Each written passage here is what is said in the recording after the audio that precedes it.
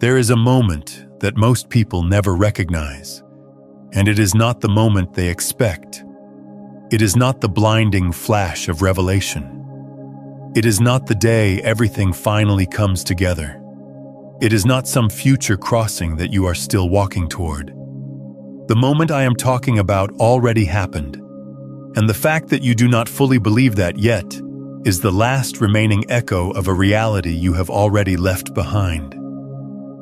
Stay with me here, because what we are going to explore together is not another promise about what is coming for you. It is a recognition of what has already occurred, something so subtle that your mind skipped right over it, even as your entire life began to reorganize around it.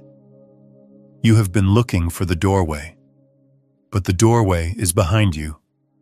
You walked through it, and the only thing left is the adjustment, the slow, sometimes disorienting process of your perception catching up to the position you already hold. Let me explain what I mean, and I want to begin with something very specific, because this is not abstract philosophy. This is physics. This is the nature of reality as we can actually observe it.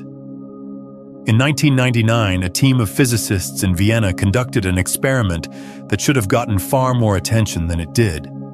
They were working with molecules called fullerenes, carbon-60 molecules, sometimes called buckyballs.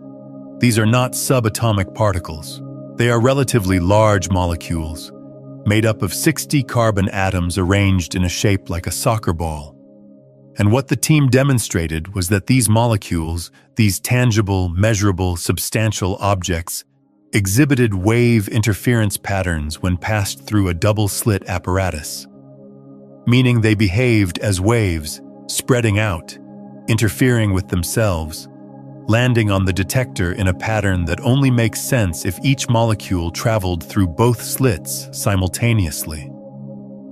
Now, here is where it becomes directly relevant to what you are living through right now.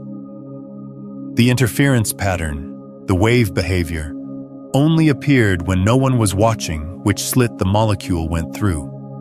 The moment a detector was placed to observe the path, the pattern collapsed. The molecules started behaving like particles, like solid little balls going through one slit or the other, never both.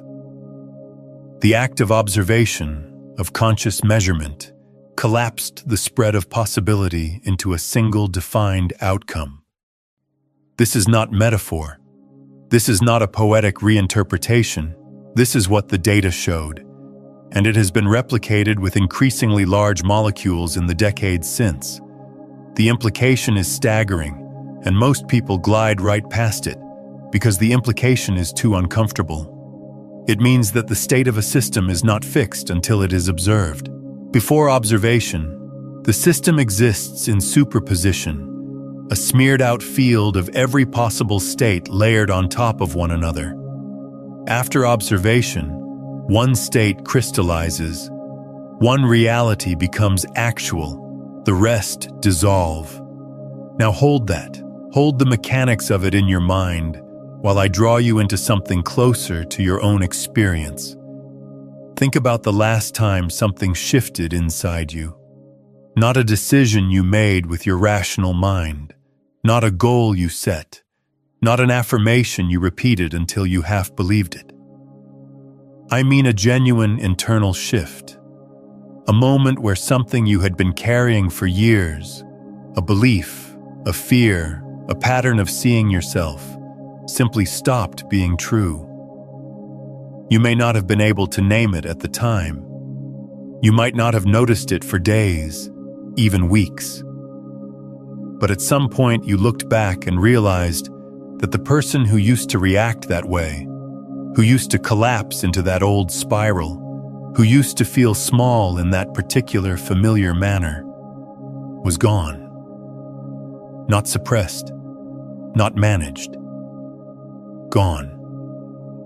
And in their place was someone who did not need to try to be different, because the difference had already happened at a level beneath effort.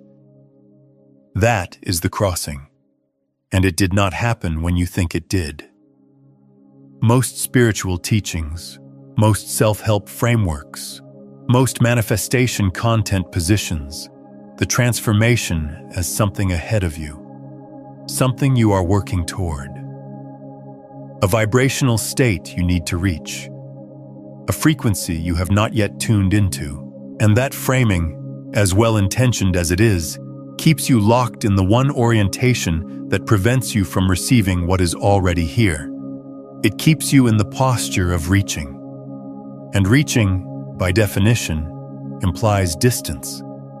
It implies separation between you and the thing you want.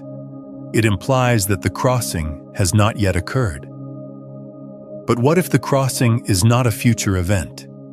What if it is a past one?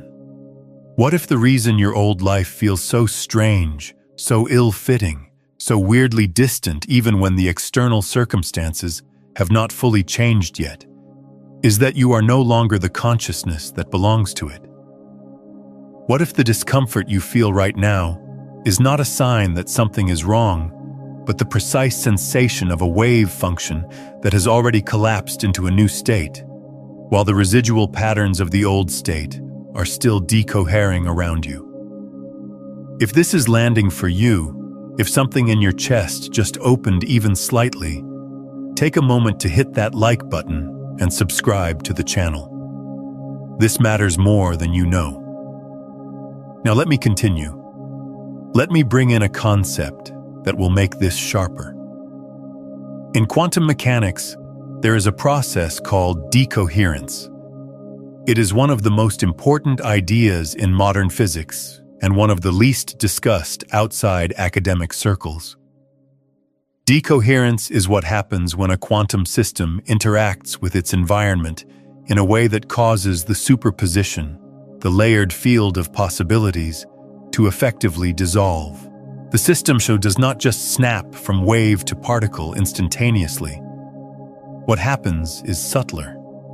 The quantum coherence, the delicate relationship between all the possible states, leaks into the surrounding environment. The information that held those possibilities together gets dispersed, scattered into the noise of the larger system.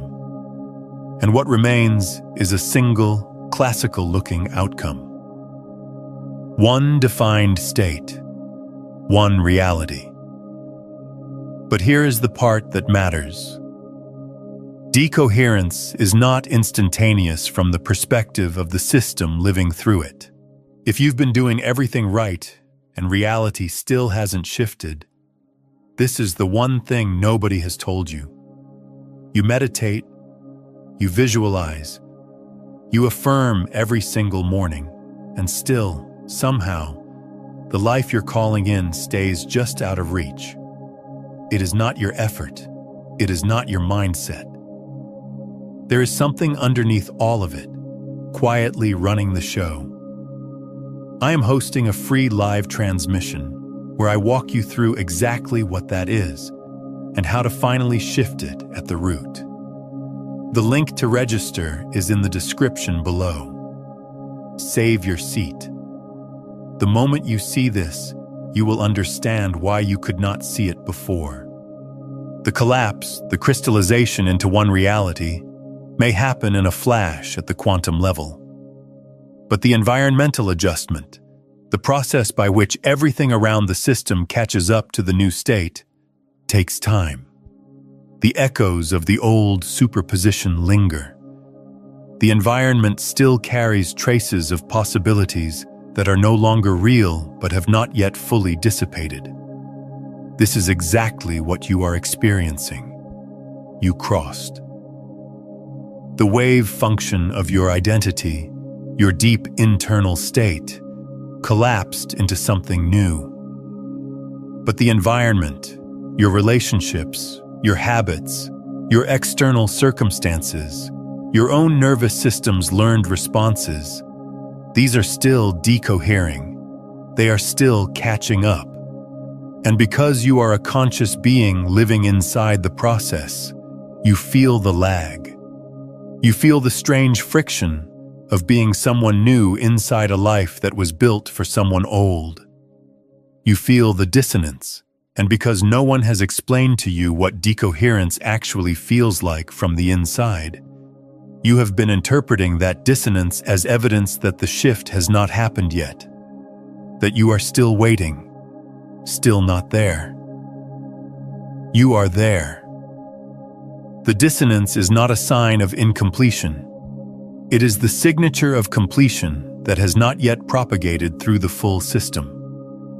Let me take this deeper, because I do not want you to just understand this intellectually. I want you to feel the truth of it in a place that is older than your thinking mind. There is a phenomenon in neuroscience called the readiness potential. It was first identified by Hans Helmut Kornhuber and Luder Dika in 1964, and it was later made famous by Benjamin Libet's experiments in the 1980s. What Libet found was that the brain begins preparing for a voluntary action, a simple wrist flick in his experiments, approximately 500 milliseconds before the person consciously decides to act. Half a second. The electrical buildup in the motor cortex, the readiness potential, was already ramping up before the subject reported any awareness of having made a decision. This finding has been debated for decades, and rightly so. It raises profound questions about free will, about the relationship between consciousness and the brain, about what it means to choose. But I want to draw your attention to something specific about it that connects directly to what we are exploring. The readiness potential tells us that the body moves before the mind knows it has decided to move. The shift happens beneath the surface. The conscious recognition comes after. And this is not a flaw. This is not a limitation. This is how deep change actually works. The deepest transformations in your life did not begin when you consciously decided to change. They began in a subterranean layer of your being that you do not have direct access to, a layer that reorganized itself according to principles you did not choose and a timeline you did not set. By the time you became aware of the shift, it was already well underway.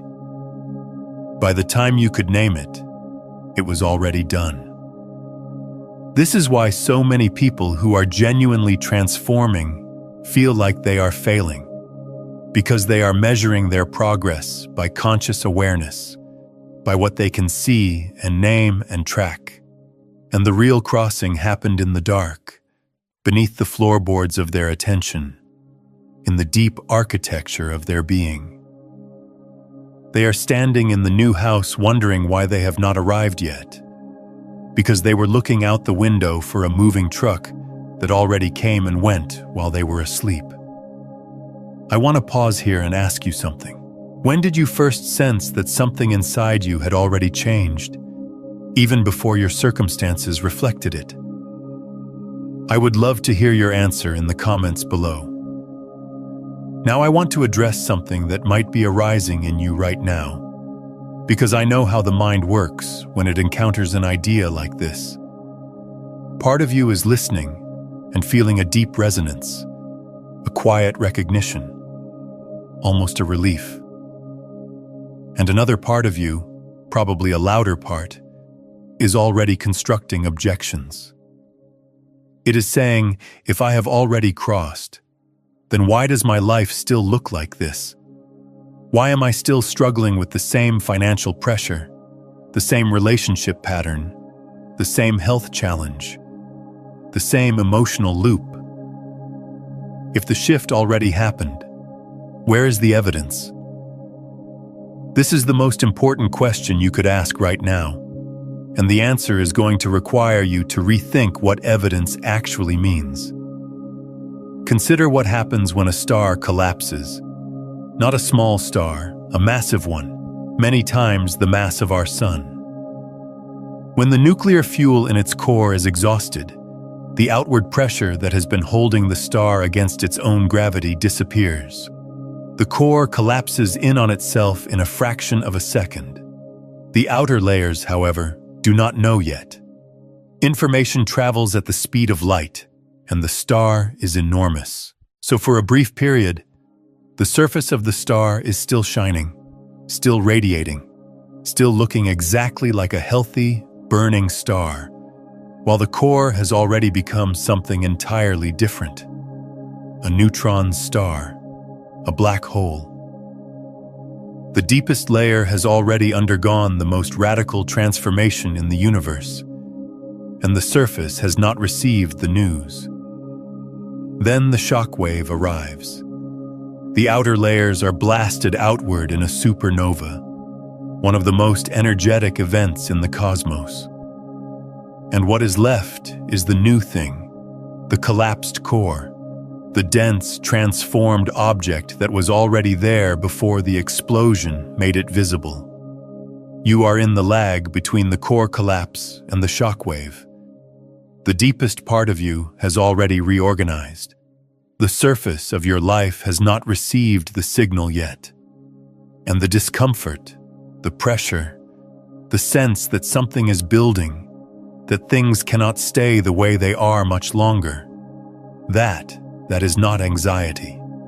That is the shockwave approaching.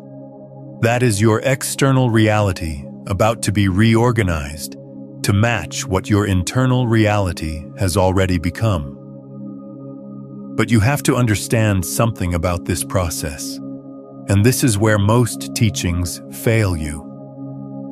The shockwave is not something you create through effort. It is not something you accelerate through visualization or affirmation or trying harder. The shockwave is a consequence. It is the inevitable result of the core having already changed. Your job is not to create the external shift. Your job is to stop interfering with the propagation of a shift that has already occurred. And this is where it gets practical, where it gets specific to what you are actually living through right now. The primary way you interfere with the propagation is through a very specific mental habit. You keep checking. You keep measuring. You keep looking at your external reality and asking, has it changed yet? And every time you do that, you are performing an act of observation that is functionally identical to placing a detector at the slit. You are collapsing the unfolding wave of possibility back into the particle of your old expectation. You are telling the field, I still see the old reality, and the field, which responds to observation, says, noted, here is more of what you are observing. This is not magical thinking. This is the observer effect, extended from the quantum to the experiential. The mechanism is the same. What you attend to with conviction, what you measure with certainty, what you observe with the full weight of your belief, that is what crystallizes. And if you keep attending to the absence of change, you keep crystallizing the absence of change, even as the deep structure beneath it has already shifted. So what do you do instead? This is where I want to offer you something you can actually work with. Not a concept, not a philosophy, but a specific practice that addresses this exact dynamic. I want you to try something right now, wherever you are. Take a breath. Not a deep, dramatic breath, just a normal one. And as you exhale, I want you to notice something very specific. Notice the gap between the end of the exhale and the beginning of the next inhale. There is a space there. It is usually about 1 to 3 seconds, though it varies. In that space, you are not breathing in and you are not breathing out. You are in between. You are in the pause. Now, what I want you to notice about that pause is that you do not panic in it. You do not gasp. You do not rush to fill it. Your body rests in it with complete trust that the next breath will come. There is no effort in the pause. There is no anxiety. There is no checking. Your body does not look around frantically and ask, "Where is the next breath? Has it arrived yet?" What if it does not come? It simply rests in the gap, and the breath comes. This is the exact posture I am asking you to adopt toward your life right now. The shift has happened. The core has collapsed. The breath is coming. And your only task is to rest in the gap without checking, without measuring, without collapsing the wave of what is unfolding by observing it through the lens of what used to be. This practice, this resting in the gap, is not passive. I want to be very clear about that, because there is a dangerous misunderstanding in spiritual communities that equates surrender with inaction. What I am describing is not inaction. It is the most precise and demanding form of action available to you. It is the action of holding your attention steady in the new state, refusing to be pulled back into the old measurement, even when every external signal is still echoing the old reality. It is the action of trusting the collapse that has already occurred, even when the decoherence has not yet completed. For those wanting the complete framework behind what we have been exploring, there is something deeper I want to offer you. Have you spent years chasing manifestation, visualizing, affirming, raising your vibration, only to watch the same patterns repeat? Every traditional method assumes the same thing, that you are separate from what you want. That separation was never real. You were chasing a signal you were already broadcasting. Beyond the frequencies, a quantum guide to consciousness mastery walks through all 9 frequencies, from the dense transmissions trapping you, through the ascending currents, to the master frequencies where consciousness becomes the field. Every method you tried sent a signal outward. This one tunes the signal you already are. Every day you delay, your nervous system broadcasts the same old signal, and breaking free gets harder. So move on it tonight. The link is in the pinned comment below. Now back to the deeper current of what we have been exploring. There is a concept in the philosophy of Alfred North Whitehead that illuminates this beautifully. Whitehead, the great process philosopher, described reality not as a collection of static objects, but as a series of what he called actual occasions of experience. For Whitehead, the universe is not made of things. It is made of events, moments of becoming that arise, experience themselves, and then perish, contributing their data to the next moment of becoming. Reality is not a noun. It is a verb. It is a continuous process of creative advance into novelty. What Whitehead understood, and what most people miss, is that each actual occasion is genuinely new. It inherits from the past, yes. It takes in the data of what came before, but it is not determined by that data. Each moment of becoming has what Whitehead called a subjective aim, a creative impulse toward a specific form of realization that was not fully contained in what preceded it. The past provides the material. The present provides the creativity. And the future is genuinely open, not because it is random, but because each moment of experience is a fresh act of self-determination. Now apply this to your situation. You have been treating your present as if it is determined by your past. You look at the data of your history, your patterns, your old results, your familiar limitations, and you assume that the next moment will be a continuation of that data. But Whitehead is telling you, and quantum mechanics is confirming, that each moment is a new, actual occasion. It inherits from the past, but it is not imprisoned by it. The subjective aim, the creative impulse of this moment, is oriented towards something that has never existed before. And if the deep structure of your being has already shifted, then the subjective aim of your present moments has already changed. The creative impulse that is organizing your experience right now is drawing from a different source than it was before the crossing. You do not need to create the new reality. The new reality is already creating you. Moment by moment, actual occasion by actual occasion, your experience is being assembled from a different blueprint. And the only thing slowing the visible manifestation of that blueprint is your habit of observing through the old one. Let me give you another layer of this, because I want to make sure this lands in your body, not just your intellect. There is a phenomenon that anyone who has gone through a profound internal shift will recognize, and it rarely gets talked about directly.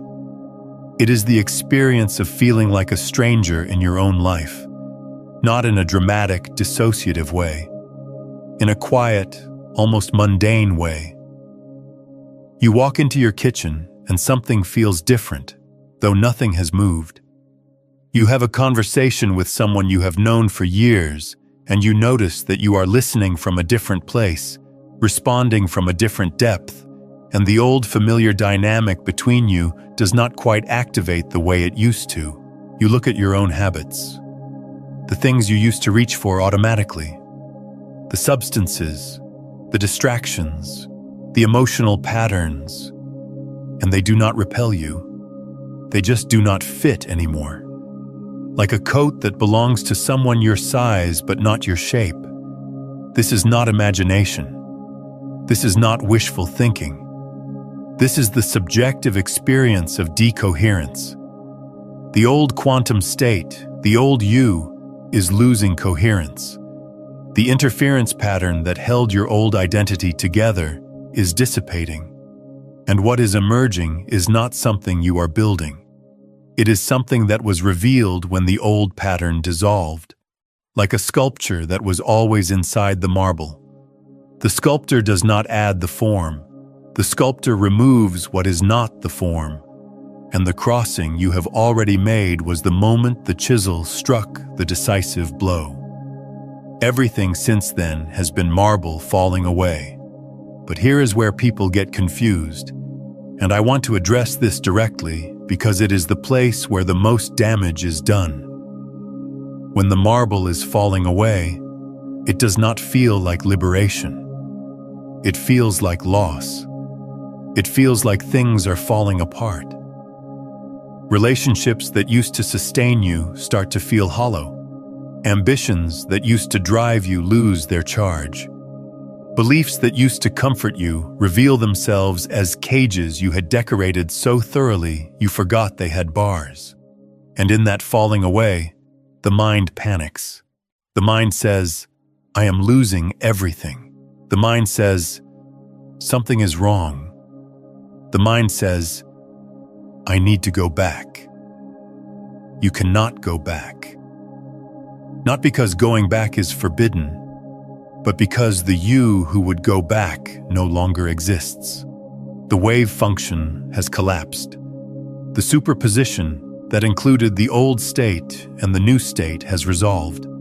You are in the new state. And the grief you feel because it is grief, make no mistake. The quiet mourning for the old self, the old certainties, the old comfortable limitations, that grief is not a sign of failure. It is the emotional signature of completion. You are grieving something that is already gone, and grief for what is already gone is the most honest proof that the crossing has occurred. Tell me in the comments, what is the one old pattern or belief that you have noticed losing its grip on you, even if you cannot fully explain why? I want to sit in this for a moment, because our culture is terrible at honoring this part of transformation. We celebrate the breakthrough. We celebrate the arrival. We post about the new beginning.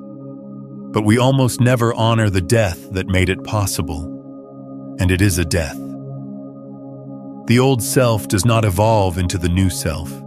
The old self ends, its patterns decohere, its wave function collapses into the environment, becomes background noise, becomes the faint residual signal that you sometimes pick up late at night when your defenses are down and you feel a pang of something that is not quite nostalgia and not quite sadness, but something in between. That is the old state completing its decoherence. That is the last of the marble falling. Let it fall.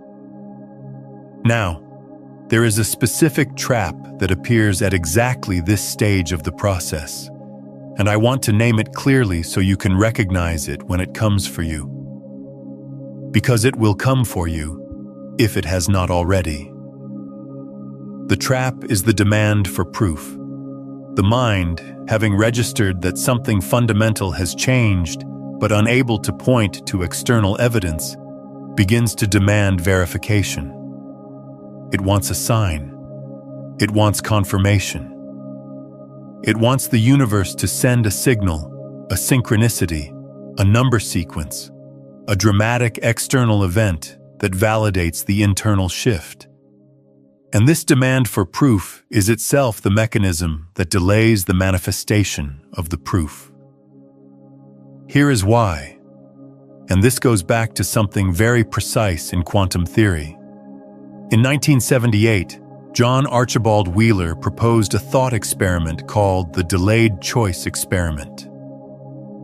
Wheeler was one of the most important physicists of the 20th century, the man who coined the term black hole, and his thought experiment was later confirmed in actual laboratory settings. Here is what it demonstrated. In the standard double-slit experiment, you decide before the particle is fired whether to observe which slit it goes through. If you observe, you get particles. If you do not observe, you get waves. Wheeler asked a deceptively simple question. What if you wait until after the particle has already passed through the slits to decide whether to observe? What if you make the choice to measure or not measure after the event has already occurred? The result was astonishing and has been confirmed repeatedly. Even when the choice to observe was made after the particle had already traveled through the apparatus, the result changed retroactively. If you chose to observe, the particle behaved as though it had always been a particle, going through one slit. If you chose not to observe, it behaved as though it had always been a wave, going through both.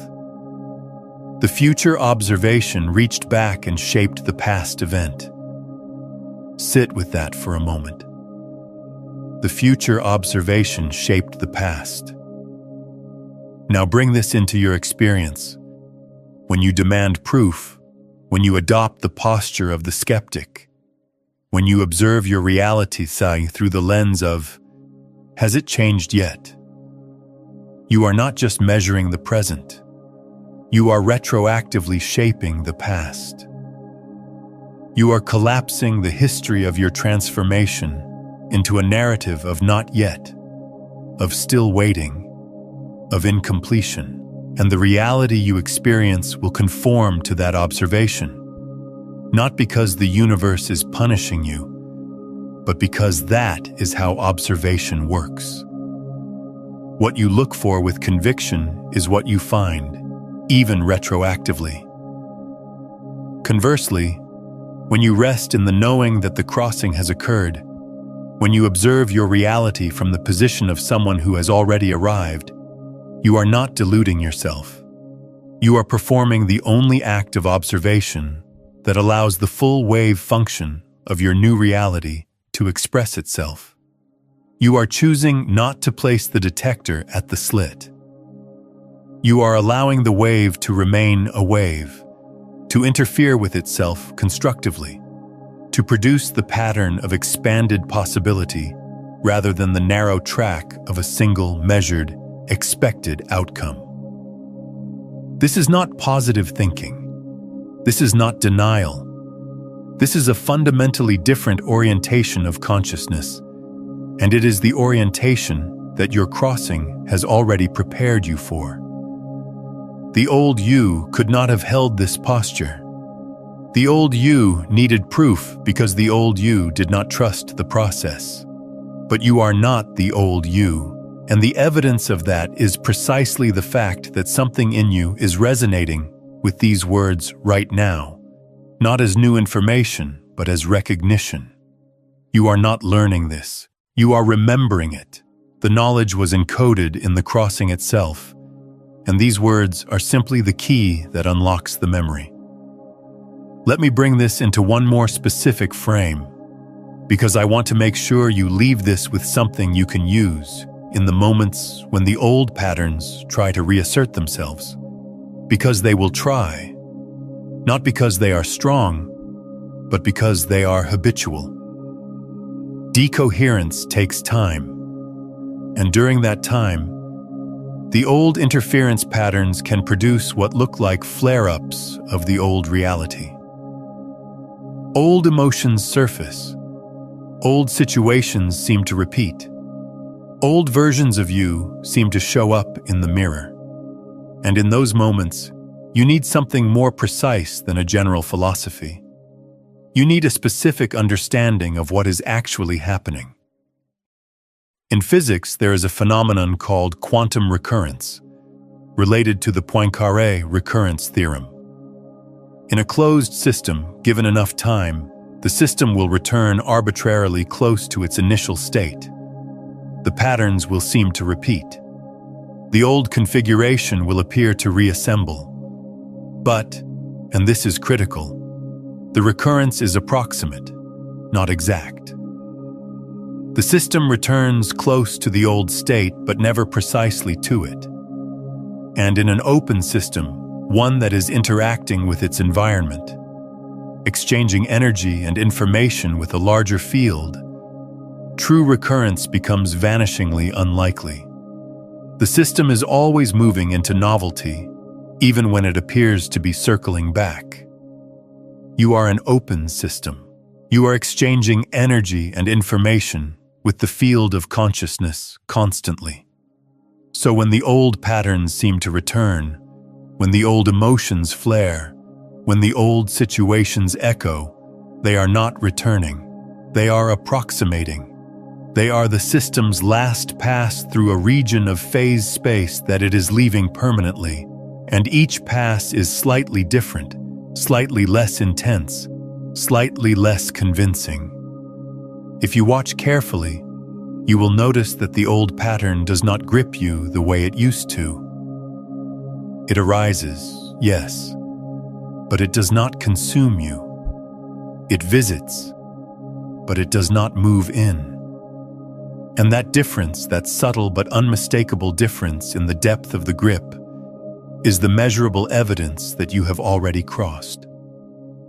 Here is a practice I want you to carry with you from this point forward. The next time an old pattern arises, an old fear, an old reaction, an old emotional loop, I want you to do something very specific. Instead of fighting it, instead of affirming it away, instead of analyzing it, I want you to simply measure the grip, not the content. The grip. Ask yourself, on a scale that only you can feel, how deeply is this pattern holding me right now compared to the last time it appeared? Do not judge the answer. Do not try to make it smaller. Just notice. Just observe the grip itself, not what it is about, but how strong its hold actually is. What you will find, if you are honest, is that the grip is weaker. Maybe only slightly, maybe significantly, but weaker. And that weakening is not something you achieved through effort. It is the natural result of decoherence. The old state is losing coherence. Its ability to organize your experience is diminishing. And your noticing of that diminishment, your calm, non-reactive observation of the loosening grip, is itself an act of observation that accelerates the decoherence. You are not fighting the old pattern. You are watching it dissolve. And your watching, from the position of the one who has already crossed, is what allows the dissolution to complete.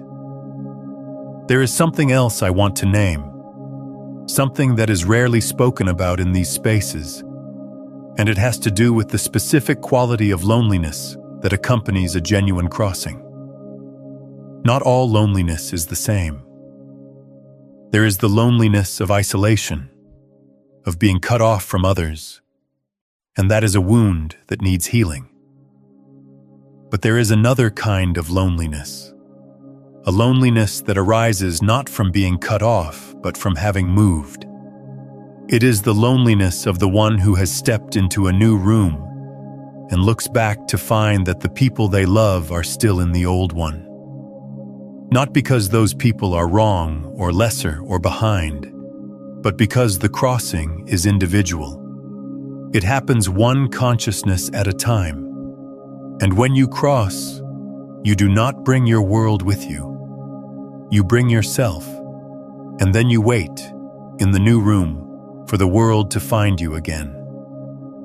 This loneliness is sacred. It is not a problem to be solved. It is the felt sense of the gap between your internal state and your external reality, the same gap we have been exploring from the physics side. And it will close, not because you go back to the old room, but because the new room begins to fill. New resonances find you. New connections form, not through effort, but through frequency matching. The field reorganizes. People, opportunities, circumstances that match your new state begin to appear, not because you attracted them through visualization, but because coherent systems naturally synchronize. It is the same principle that causes pendulum clocks on the same wall to eventually swing in unison. It is not magic, it is physics. Coherent oscillators entrain, but the entrainment takes time. And in the meantime, you sit in the new room alone, and you trust the process. And the trust itself is the evidence that you have crossed. Because the old you could not have tolerated this uncertainty. The old you would have rushed back to the familiar room, would have abandoned the new state for the comfort of the known.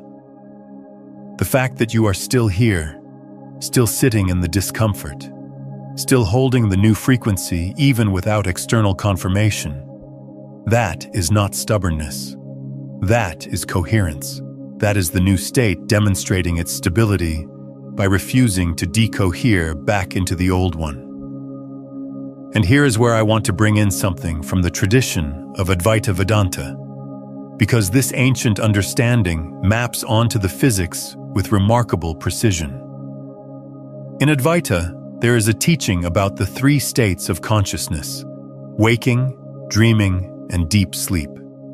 But beyond these three, the sages point to a fourth state, called Turiya. Turiya is not a state alongside the other three. It is the awareness that is present in all three. It is the witness, the one who watches the waking self, the dreaming self, and the sleeping self without being any of them. Turiya is not something you achieve. It is something you recognize. It is always already present. It is the screen on which the movie of your experience is projected, and it does not change when the movie changes. The crossing you have made is, in the language of Advaita, the recognition of Turiya, not as a concept, but as your actual position. You have shifted from identifying with the character in the movie to recognizing yourself as the screen. And the screen does not need the movie to change in order to know itself. The screen is already complete, already whole, already what it is, regardless of what images are being projected onto it. The old patterns, the lingering circumstances, the not yet changed externals, these are images on the screen. They are not the screen, and you are the screen. This is not a metaphor. This is a description of your actual ontological status right now. You are the awareness in which your experience is arising, and that awareness has already shifted. The images are catching up. They always do, but the screen does not wait for the images to change in order to be what it is. Consider sharing this video with someone you know who is in that disorienting space between the old life and the new one.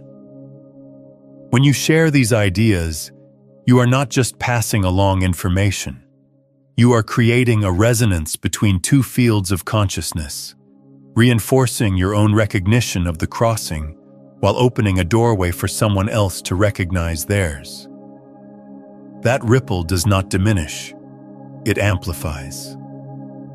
I want to close this exploration with one final observation, and it is perhaps the most important thing I will say.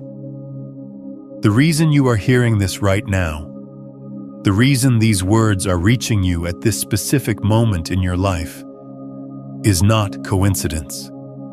It is coherence. You are receiving this information because you are vibrationally matched to it. A year ago, these words might have sounded like pleasant philosophy.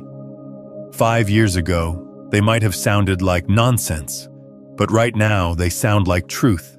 And the reason they sound like truth is that the part of you that recognizes truth has already reorganized itself around the reality these words describe. You are not being convinced. You are being reminded. The crossing already happened. The recognition is just the conscious mind finally receiving the memo that the deeper layers sent long ago. So here is what I am going to ask you to do. Not as a practice, not as an exercise, but as an acknowledgement of what is already real.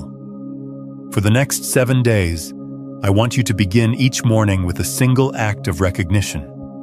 Before you check your phone, before you review your circumstances, before you measure your reality against your expectations, I want you to place your hand on your chest and say, silently or aloud, I have already crossed. Not as an affirmation, not as something you are trying to make true, but as a statement of fact. The way you would say, the sun has already risen when you can see the light through the window, even if you have not yet opened the curtain.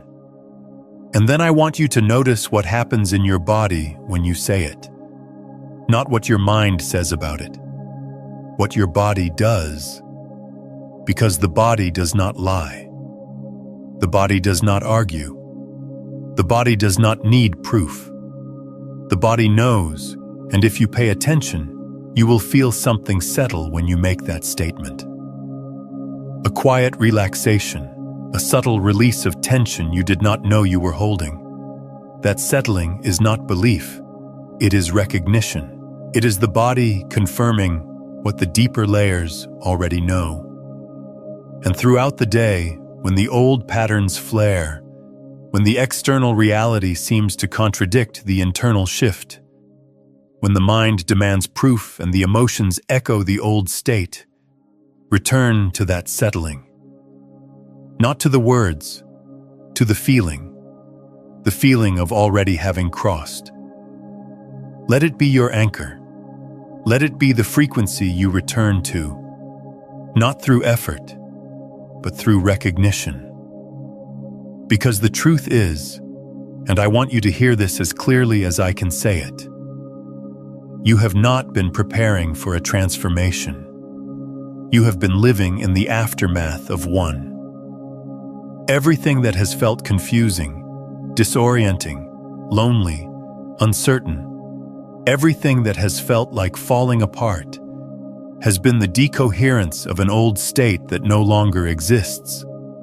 And everything that is coming, everything that is about to become visible, is not arriving from somewhere else. It is emerging from you, from the new state that you already are. The final quantum reality is not a destination. It is a recognition. and you have already arrived. If these words found you at the right moment, if something in you settled as you listened, that is not this video doing something to you. That is you recognizing what was already true. And if you want to continue this exploration, if you want to keep receiving these transmissions at the frequency that matches where you actually are, not where you used to be, then stay close to this space. Subscribe, not as a habit, but as an act of coherence. Leave a word in the comments, not for the